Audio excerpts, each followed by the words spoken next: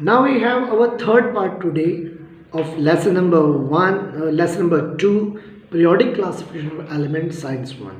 Science 1 के second lesson का हम थर्ड पार्ट कर रहे हैं अब, और इस लेसन को हम आज एंड करेंगे. Okay, when the properties of the element in a period or a group of a modern periodic table are compared, certain regularities is observed in their variation.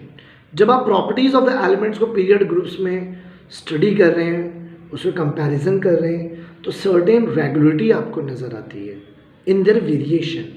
That is called as periodic trends. इसे periodic trend कहते हैं और in modern periodic table. Okay, इसे पहला topic आ रहा है आपका. कई सारे इसमें प्रॉपर्टीज़ हैं. 3 प्रॉपर्टीज़ ऑफ द एलिमेंट लिखा हुआ है यहाँ पर है. 3 प्रॉपर्टीज़ ऑफ द एलिमेंट्स. इसमें वैलेंसी है, एटॉमिक साइज और मेटेलिक और नॉन मेटेलिक कैरेक्टर है. इसी पे लेसन एंड होगा. तो फर्स्ट डेफिनेशन हमारी आ रही है वैलेंसी.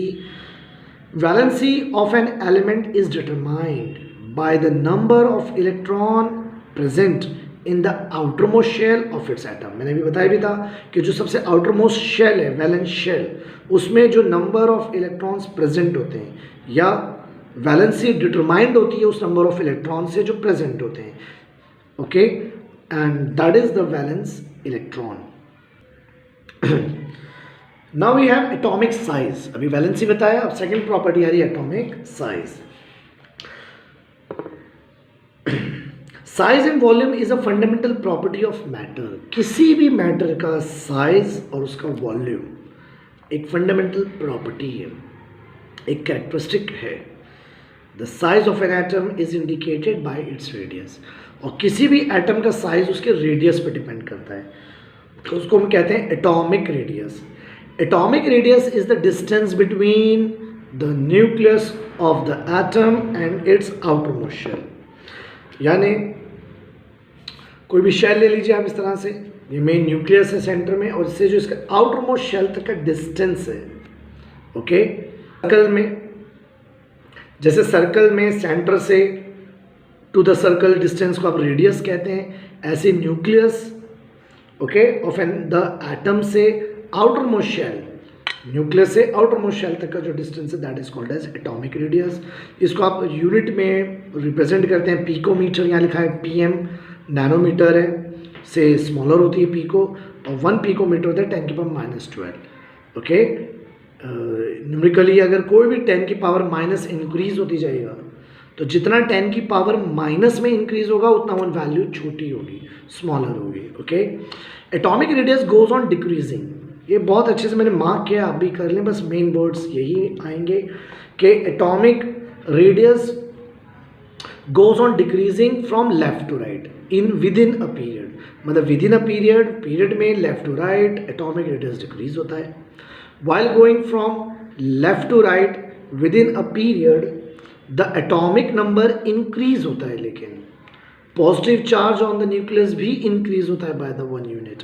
तो ये जो इंक्रीज न्यूक्लियर चार्ज हो रहा है, due to the increase nuclear charge the electron are pulled towards the nucleus. मतलब अगर ये हमारा आउटरमोस्ट शेल है, ये न्यूक्लियस है. ओके, तो जब न्यूक्लियर चार्ज इंक्रीज होता है तो electron are pulled towards the nucleus. ये टुवर्ड्स द न्यूक्लियस पुल होते हैं. तो जब ये टुवर्ड्स द न्यूक्लियस पुल होते हैं तो इनका साइज थोड़ा रिड्यूस हो जाता है, डिक्रीज हो जाता है, बिकॉज ये मोर अट्रैक्टेड टुवर्ड्स द न्यूक्लियस होते हैं. यानी इनके अंदर एक कॉन्ट्रैक्शन आता है, तो बिकॉज ऑफ कॉन्ट्रैक्शन इनका साइज स्मॉलर होता है, थोड़ा श्रिंक हो जाता है. Okay, while going down a group the atomic size goes on increasing.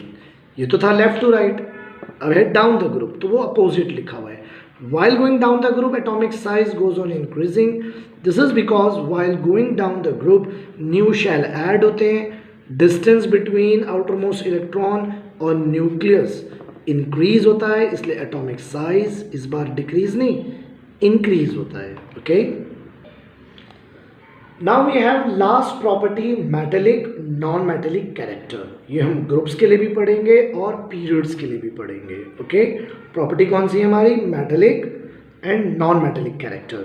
वो बेसिक तो मैं आपको पहले भी टेबल से दिखा चुका हूँ, फिर देख लीजिए कि जिगजैग लाइन है, तो जिगजैग लाइन पे जो एलिमेंट्स हैं ये आपके मेटलॉइड्स हैं. इसके राइट साइड जो है नॉन मेटल्स हैं, और इसके लेफ्ट साइड पे जितने हैं वो मेटल्स हैं, मतलब जितना भी ब्लू है ये मेटल्स हैं, और ये आपका मेटलॉइड्स हैं, नॉन मेटल्स हैं, और जिगजैग लाइन वाले एलिमेंट्स मेटलॉइड्स हैं। यहाँ पर इस डायग्राम बहुत अच्छा इंक्रीज डिक्रीज करके गिवन है, तो ये डायग्राम आपको अच्छे से देखना और प्रैक्टिस करना चाहिए। Okay, metallic element like sodium magnesium are towards the left होते हैं। अब देखेंगे टेबल में तो ये मेटालिक एलिमेंट्स लेफ्ट साइड पर हैं, non metallic elements towards the right हैं। अभी मैंने बता दिया, फिर आ रहा है मेटलॉइड्स एलिमेंट्स जो हैं वो जिगजैग लाइन पे हैं। ये जिगजैग लाइन जो है ये सेपरेट करता है metal from non metals in the periodic table. मतलब दिस जिगजैग लाइन जो है वो एक बॉर्डर है जो सेपरेट करता है मेटल और नॉन मेटल्स को। Let us compare the characteristics of the chemical properties of metal and non metals. It is seen from the chemical formula of the simple ionic compound that the cation in them is formed from metal. Cations form from metals, while the anions form a non-metal. Okay? अब जैसे sodium metal है तो उसके अंदर cations in them is formed from a metal, तो उसमें plus sign होता है। ओके, अब थोड़ा इलेक्ट्रोपॉजिटिविटी और इलेक्ट्रोनेगेटिविटी का कॉन्सेप्ट भी इसी में आएगा। फिलहाल इलेक्ट्रोपॉजिटिविटी आप पढ़ेंगे। ओके, बहुत इंटरेस्टिंग है, थोड़ा सा आपको वर्ड्स को एक दो बार रीड करना चाहिए टेक्स्ट के, ताकि थोड़ा माइंड में आए। ओके, आप सोचते हैं बस एक बार रीड करें और चलो रट्टा मारो और आगे बढ़ो। No, don't do this. Okay, please. Now the metal atoms have a tendency to form a cations by losing its valence electron, by losing its। मैं फिर बता दूं, सोडियम के पास 11 इलेक्ट्रॉन्स होते हैं। ओके, तो सोडियम की कॉन्फ़िगरेशन है 281। आप जानते हैं कि अपना एक इलेक्ट्रॉन जब लूज कर देता है तो ये सोडियम एटम अब बन जाता है सोडियम आयन, और इस पर प्लस साइन आता है by losing.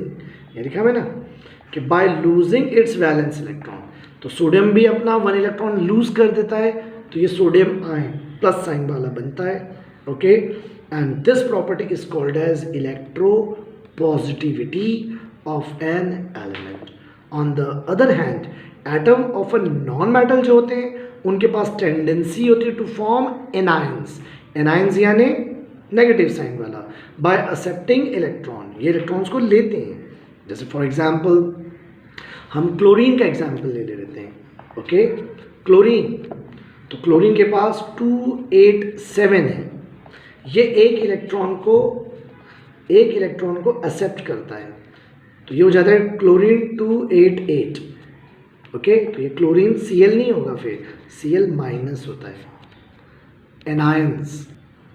This tendency of an element called as electropositivity and it is the metallic character of that element, और यही मेटालिक कैरेक्टर है।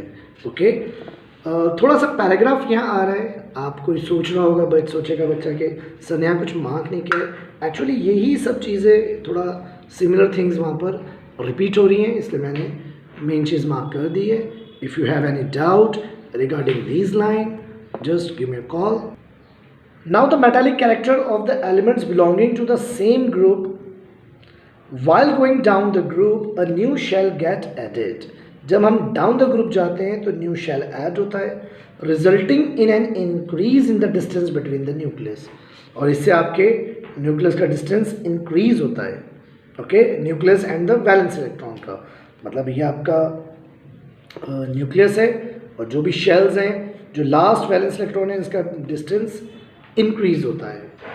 This result in the lowering the effective nuclear charge, इससे आपका nuclear charge decrease हो जाता है। Okay, and thereby lowering the attractive force, जब charge decrease हो जाएगा तो जो फोर्स उसको अट्रैक्ट कर रहा है वो भी डिक्रीज हो जाएगा, लोअर हो जाएगा। Lowering the effective nuclear charge, lowering the attractive force. Okay, lowering the effective nuclear charge, lowering the attractive force.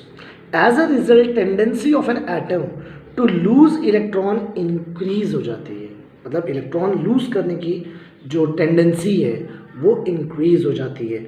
Also the penultimate shell becomes the outer most shell, और आपका जो पेनल्टीमेट शेल्स है वो बन जाता है outer most shell on losing the valence electron. What is penultimate shell? अभी एक टॉपिक आया था यहाँ, पेनल्टीमेट शेल क्या है? ओके देखिए, ये जो लास्ट शेल होता है, फॉर एग्जांपल सोडियम का एग्जांपल ही ले रहा हूँ मैं बार बार, टोटल 11 इलेक्ट्रॉन्स होते हैं, K shell, L shell, M shell. तो 2 8 1 ये डिस्ट्रीब्यूशन है, that is called as electronic configuration. तो ये जो लास्ट शेल है इसे कहते हैं वैलेंस शेल। आप ओके, ये आपका वैलेंस शेल है।